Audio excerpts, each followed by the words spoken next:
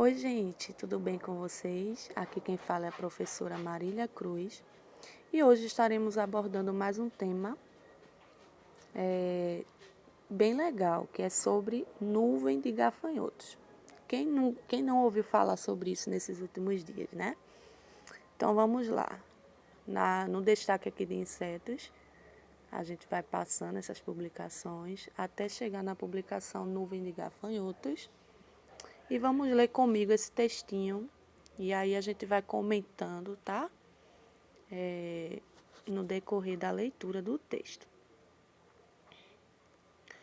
Bom, gente, a nuvem de gafanhotos que chegou à Argentina e se aproxima do Brasil preocupa pesquisadores e autoridades brasileiras.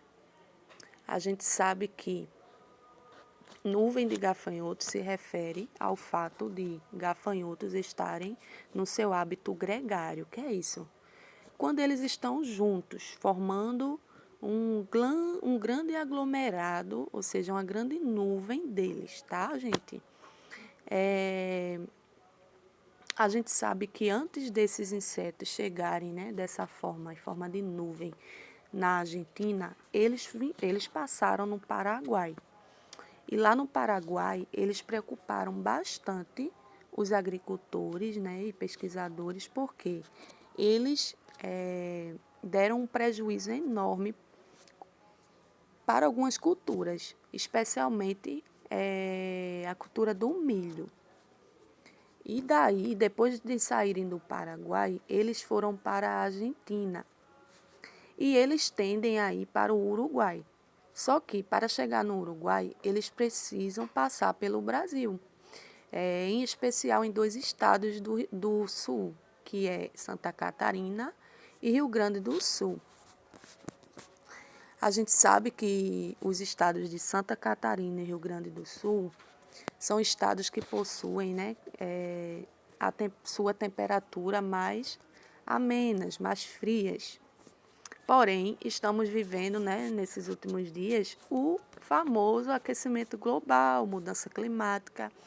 E aí a temperatura da Santa Catarina e Rio Grande do Sul está mais quente do que deveria.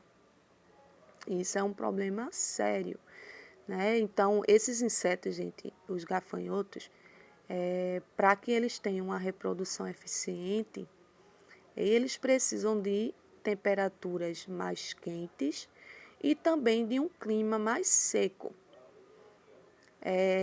E com essas mudanças climáticas, isso favoreceu com que esses insetos conseguissem provocar esse evento, né? Que nada mais é do que quando esses insetos estão tendo problemas na disponibilidade de alimentos, eles tendem a liberar, o seu sistema nervoso tende a liberar um hormônio chamado serotonina, que provoca que esses insetos vivam juntos. Eles juntos, eles tendem a ter mais facilidade na busca por alimento e também na reprodução. Então, por isso que a gente tem visto esse evento acontecendo, tá, gente? Vamos ler o outro trechozinho do texto aqui. Antes de chegar à Argentina, a nuvem de gafanhotos passou pelo Paraguai e por lá destruiu plantações de milho, só reforçando, né, o que falamos até então. De acordo com o monitoramento da Argentina, os insetos devem seguir em direção ao Uruguai. Isso preocupa, pois ao realizar esse percurso, os gafanhotos passarão pelo oeste dos estados do Rio Grande do Sul e de Santa Catarina. A notícia boa é que essas infestações são periódicas. Elas não duram para sempre, tá, gente? Fazem parte do ciclo da espécie. Já houve surtos no passado, na década de 40, de 70, no sul. Eles possuem um mecanismo genético do gregarismo, ou seja, vivem em grupos agregados, juntamente pela liberação da serotonina, tá, gente? Que é um hormônio. E esse comportamento vai facilitar a reprodução desses animais. Após isso, após essa fase, né, gregária e quando eles conseguem se reproduzir, se alimentarem, eles tendem a se dispersarem, o que é isso? Se afastarem um dos outros. e o nível populacional vai se estabilizando, ou seja, não vai ter mais esse boom populacional. Mas aí o que pode ter causado, né, esse evento? Ele pode estar relacionado, como eu falei no início do vídeo, a mudanças de temperatura, índices pluviométricos e dinâmica dos ventos. Alguns pesquisadores até falaram que se tiverem correntes frias nesses últimos dias na Santa Catarina e Rio Grande do Sul, esses insetos podem não nem passar pelo Brasil. Aí a gente fica nessa expectativa, né, se vai vir ou não. Além disso, pode ter uma relação com a morte dos seus predadores naturais. Eita, isso aqui é legal, gente. Porque aí envolve ecologia, né? Envolve nossos hábitos também. Porque a gente sabe que quando aparece uma praga agrícola, hoje, né, no Brasil e em outros países também, os agricultores tendem a aplicar agrotóxicos, que são substâncias químicas que fazem um controle, né, populacional desses insetos de forma que eles não causem tanto prejuízo às lavouras. Então, esse uso, né, desregulado, descontrolado dos agrotóxicos provoca a morte de outros animais sem ser insetos, né, como por exemplo sapos, de fungos e de pássaros. E aí esses animais são importantes no controle da população de certos insetos, né? Na verdade, de uma grande parte deles.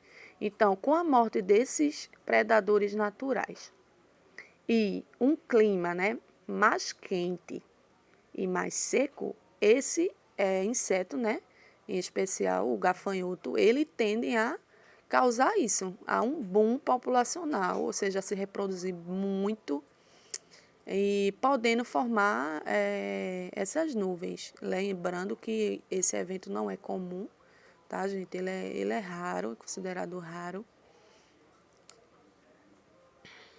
E eu acho que é isso, gente.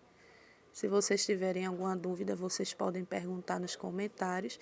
Sim, lembrei de uma coisa bem legal. É que eu recebi alguns vídeos em Paulista sobre um gafanhoto que estava se reproduzindo bastante por lá. Mas é só reforçando, gente, o gafanhoto encontrado em Paulista não é da mesma espécie que causa a nuvem de gafanhotos, tá? O que causa a nuvem de gafanhotos é a espécie Xistocerca canelata e ele é da família Acrididae. Já o de Paulista eu não consegui identificar, tá? A espécie, mas a gente sabe que não é a mesma do que provoca a nuvem de gafanhotos. Algumas pessoas estavam com medo, pensando que os gafanhotos eram venenosos, que poderiam causar algum problema de saúde na população. Mas os gafanhotos não são insetos assim perigosos nesse sentido.